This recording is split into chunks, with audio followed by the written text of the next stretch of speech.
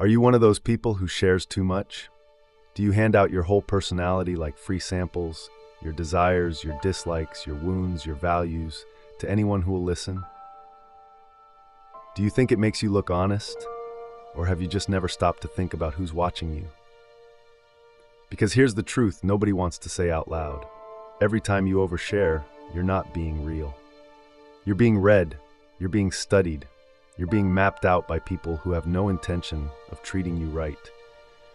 And the ones paying the closest attention, they're not studying you to love you.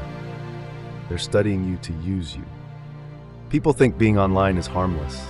They think posting their desires, their dislikes, their wounds, their values, their personality traits is just being open, just being transparent, just being themselves. But the truth is simple. You're not being open.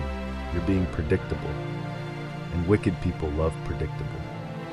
Every detail you share becomes a blueprint, a step-by-step guide, a cheat sheet. You're handing a wicked person the exact instructions they need to imitate you long enough to gain access. They don't show up as themselves. They show up as your preferences, your language, your vibe, your perfect match. Not because they are, but because you told them how to pretend. This is the part nobody wants to admit. Wicked people don't change. They reveal the version you met was a performance, a costume, a character built from your own words. They studied you, they mirrored you, they rehearsed you, and the moment they think they've secured your trust, the performance ends. That's why you get involved, and later they show you who they really are. Because the person you fell for was built from your desires, not their character. The real them was waiting, the fake them was performing, and the moment they think they have you, the mask drops.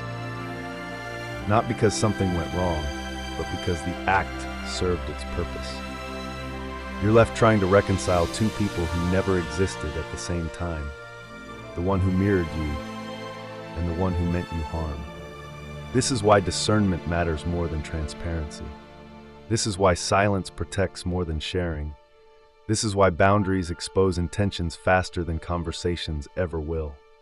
A wicked person can imitate your preferences, but they can't imitate your spirit. They can copy your language, but they can't copy your integrity.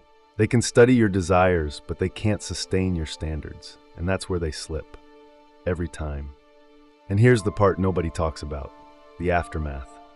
Not the mask, not the reveal, but the silence that hits you once the truth lands. Because after the performance collapses, after the real them steps out, after the shock wears off, you're left replaying every moment, every conversation, every detail you shared that they later used as ammunition.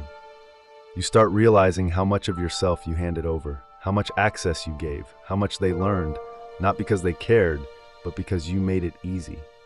And that's when it hits you. They never had power. You just gave them information, not love, not trust, information.